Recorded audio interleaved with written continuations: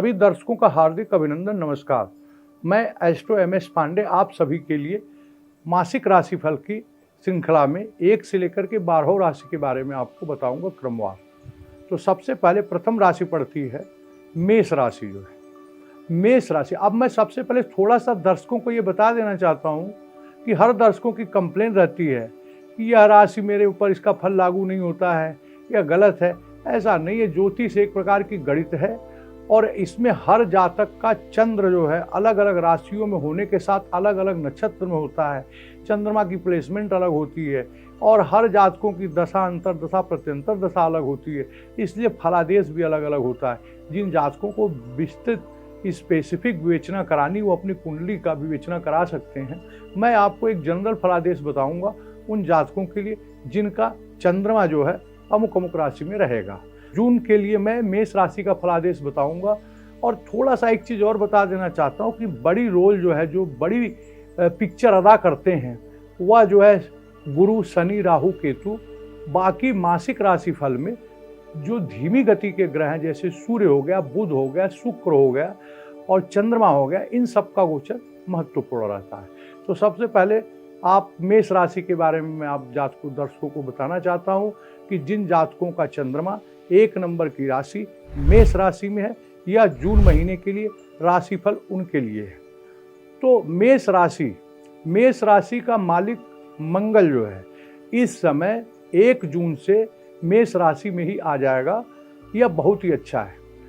प्रथम हाउस मेष राशि वालों के लग्न में ही, यानी चंद्रमा जिस राशि में, उसी राशि में मंगल स्वराशि मूल त्रिकोण में मेष राशि में आ जाएगा, जहां पर कि मंगल इस समय जो है 18 जून तक केतु के नक्षत्र में चलेगा, अश्विनी नक्षत्र में, और 19 जून से लेकर के 30 जून तक भरणी नक्षत्र शुक्र की नक्षत्र में चलेगा। तो मंगल की पोजीशन बहुत अच्छी है। जो आप मानसिक रूप से परेशान चल रहे थे, जिन जातकों की मेष राशि है, जो शुरू पिछले महीने से काफ़ी व्यथित नजर आ रहे थे, कोई काम उनका नहीं हो रहा था, मानसिक उलझन, प्रथम हाउस जो है आपकी पर्सनालिटी का है, आपके मन स्थिति का है, आपके काम करने की क्षमता का है।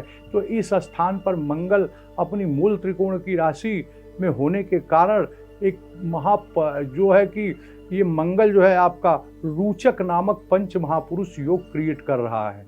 तो इसलिए आपकी जितनी पिछली परेशानी थी वो उसमें न्यूनता आने की समय आ गया आपका 1 जून से। थोड़ा सा मंगल जो है 18 जून तक केतु के नक्षत्र में रहने के कारण थोड़ी सी आपको अपनी वाणी पे कंट्रोल रखना पड़ेगा। चिड़चिड़ापन की संभावना रह सकती है महीने में। काम के प्रति एग्रेशन तो रहेगा, काम के प्रति ऊर्जा रहेगी, सोच आपकी अच्छी होगी। जो आप पिछले महीने में काफ़ी व्यथित नजर आ रहे थे उसमें अब सुधार होगा, रिस्क लेने की क्षमता बढ़ेगी। पर केतु के नक्षत्र में होने से, केतु 6 हाउस में बैठा है और षडाष्टक योग में मंगल है, और शनि जो है इसमें मूल त्रिकोण राशि आपके लाभ भाव 11वें भाव में बैठ करके तीसरी दृष्टि से शनि जो है मंगल को देख रहा है। तो इस प्रकार से मंगल कहाँ देख रहा है? मंगल 7th हाउस को देख रहा है और मंगल आपके 8th हाउस को भी देख रहा है। तो आपको मंगल व्यापार में तो बहुत अच्छा अपॉर्चुनिटी देगा, व्यापार में सफलता देगा, खुद की सोच आपकी बड़ी अच्छी रहेगी इस महीने जो है। पर केतु के नक्षत्र में होने के कारण अपने स्वास्थ्य का विशेष ध्यान रखें। 8th स्थान पे मंगल होने के कारण जो है आपको हल्का फुल्का एलर्जी, सर्दी, जुकाम, बुखार और क्रोध की अधिकता रह सकती है। चिड़चिड़ापन, घमंड और अहंकार की भी भावना आ सकती है।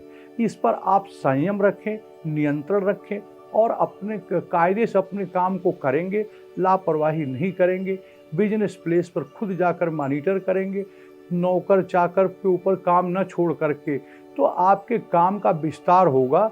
नया काम आप कोई कर सकते हैं, जो पुराना काम है उसका विस्तार हो सकता है। चूँकि 7वीं दृष्टि से मंगल आपके व्यापार भाव को देख रहा है और 8th दृष्टि से 8th हाउस को देखने के कारण, जहाँ पर तमाम ग्रहों की दृष्टि है, तो 8वां हाउस बड़ा सेंसिटिव है। 8वें हाउस एक तरीके से छुपा हुआ ज्ञान है, अकल्ट साइंस है और रिसर्चर है। जो रिसर्चर लोग हैं उनके लिए 8वां हाउस इम्पॉर्टेंट है। या खनन या ज़मीन से नीचे वाली चीज़ों में जो काम कर रहे हैं, खनन का काम कर रहे हैं, उनके लिए तो अच्छा समय, टेक्निकल इंजीनियरिंग का काम है, उस क्षेत्र के लोगों के लिए तो अच्छा है। परंतु दुर्घटना की भी संभावना बनती है। हेल्थ का विशेष ध्यान रखें, गाड़ी बड़ा संभल करके चलाएं, नहीं तो दुर्घटना, थोड़ी सी भी लापरवाही दुर्घटना को जन्म दे सकती है। तो इस प्रकार से मंगल जो है चौथी दृष्टि से आपके चौथे हाउस को देख रहा है और सातवीं दृष्टि से सातवें हाउस को देख रहा है, अष्टम दृष्टि से आठवें हाउस को देख रहा है। अष्टम हाउस पे चूंकि राहु की भी दृष्टि है, शनि की भी दृष्टि है और गुरु की दृष्टि होने से सब कुछ नियंत्रण में रहेगा। बट गाड़ी घोड़ा सावधानी से चलाएं।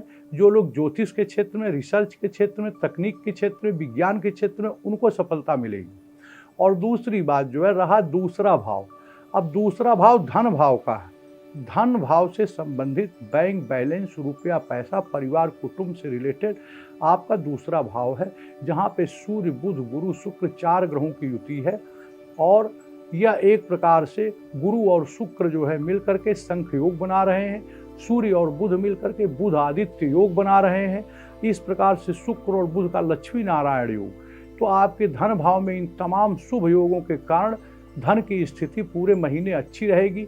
बैंक बैलेंस में विस्तार, बैंक बैलेंस आपका बढ़ेगा और इनकम तो आपकी रहेगी, चूँकि इनकम 12वें स्थान पे राहु हाथी है। हाथी बड़ा खर्चा तो खड़ा रहेगा, लेकिन खर्चे के साथ साथ जो है आपकी बैंक बैलेंस आमदनी में भी इजाफा होगा। शनि जो है 11वें हाउस मूल त्रिकोण राशि में आपके 11वें हाउस में राजयोग कारक शनि जो है तीसरी दृष्टि चूंकि लग्न को देख रहा है, तो स्वास्थ्य का विशेष ध्यान रखें। और उसके साथ साथ जो है शनि आपके जो है पंचम हाउस पर भी दृष्टि रख रहा है। तो विद्यार्थियों को थोड़ा सा अपना ध्यान रखना है। जो लोग विद्यार्थी हैं या आपके पुत्र जो विद्याधन में लगे हुए हैं या आप खुद विद्यार्थी हैं, तो आपके पंचम हाउस पे शनि की दृष्टि होने के कारण मन जो है इधर उधर होगा, पढ़ाई में मन नहीं लगेगा। पर पंचम हाउस का लॉर्ड जो सूर्य है वह बुध के साथ आपके द्वितीय भाव में बुध आदित्य योग क्रिएट कर रहा है। तो पढ़ाई में कोई एग्जामिनेशन देने जा रहे हैं तो वहाँ पर सफलता मिलेगी आपको, बट लापरवाही नहीं करनी। वहाँ पर पंचम पे शनि के ध्यान होने के कारण डिसिप्लिन रखना। शनि मेहनत का कारक है, अनुशासन का कारक है। शनि की रेमेडी ही मेहनत है। तो अगर आप मेहनत करेंगे और विद्यार्थी हैं तो निश्चित रूप से जो है आप अपनी बाणी का और अपने सतत रूप से परिश्रम, योग अभ्यास, प्राणायाम, खान पान यह सब ठीक रखेंगे तो आपकी पढ़ाई लिखाई के क्षेत्र में बड़ी अच्छी सफलता मिलने के योग हैं। और छठे भाव में केतु बैठा हुआ है मेष राशि वालों के लिए। केतु इस समय जो है पूरे महीना इसी राशि में रहेगा और चंद्रमा की नक्षत्र में है। हस्त नक्षत्र में केतु चल रहा है। हस्त नक्षत्र का लॉर्ड चंद्रमा।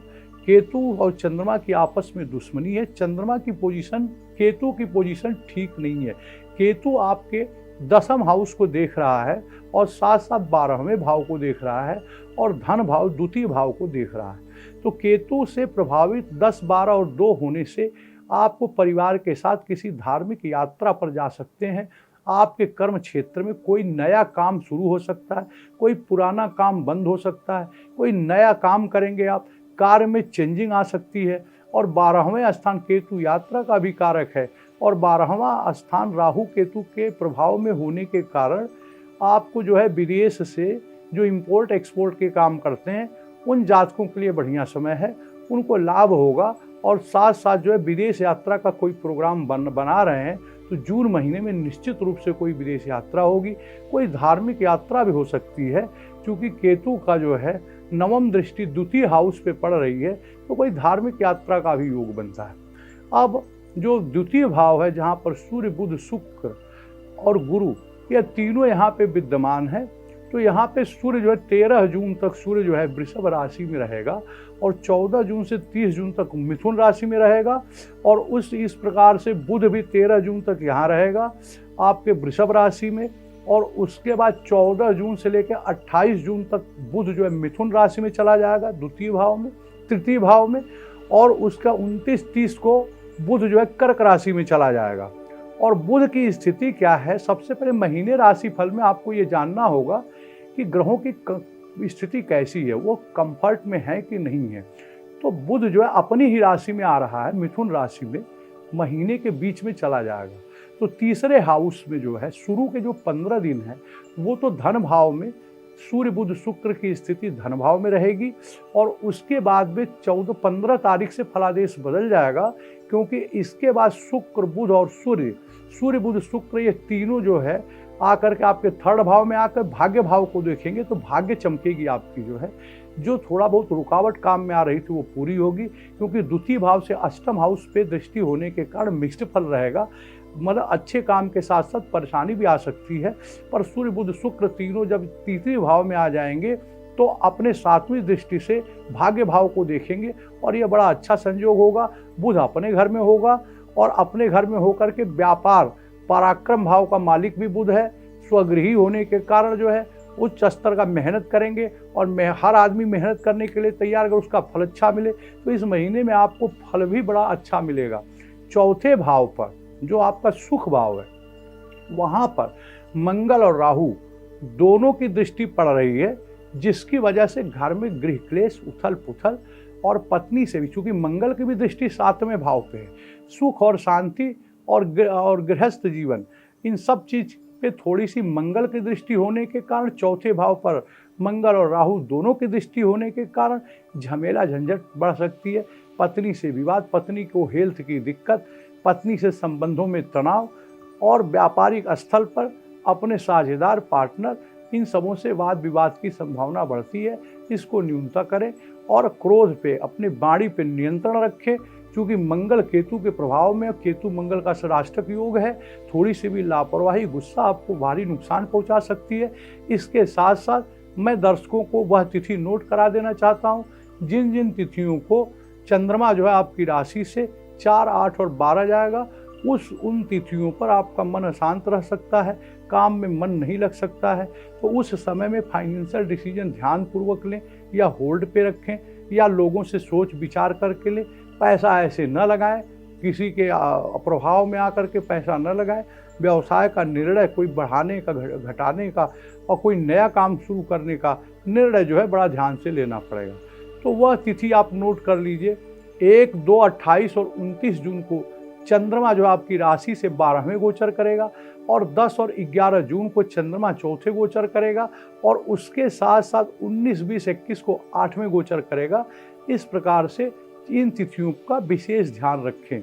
मेन तो कार्मिक प्लैनेट, कर्म स्थान का मालिक शनि जो है पूरे महीने अच्छी स्थिति में है, इसलिए काम धाम आपका अच्छा होगा, क्योंकि शनि गुरु पूर्व भाद्रपद नक्षत्र, गुरु के नक्षत्र में विद्यमान है और कोई भी कंबस्ट नहीं है और रिट्रोगेट शनि पूरे महीने नहीं रहेगा। 30 जून से शनि रिट्रोगेशन में जाएगा। तो ये महीना, जून महीना आपके लिए कुल मिला के अच्छा होगा, धन के मामले में, सुख के मामले में, शांति के मामले में। और बाकी जो है आप अपने संबंधों, पार्टनरशिप रिलेशन, पत्नी के साथ संबंध, उनका हेल्थ का ध्यान रखें, अपने खुद का भी हेल्थ का ध्यान रखेंगे तो यह महीना आपके लिए उत्तम जाएगा। पंचम स्थान में सूर्य की राशि पड़ रही है, हनुमान जी की पूजा, आराधना, हनुमान चालीसा, बजरंग बाण का पाठ करें, आपका कल्याण होगा। सभी दर्शकों का धन्यवाद। इसी के साथ ही हम समाप्त करते हैं और सबसे मेरा हाथ जोड़कर एक निवेदन है कि हमारे चैनल को सब्सक्राइब, लाइक और शेयर करें।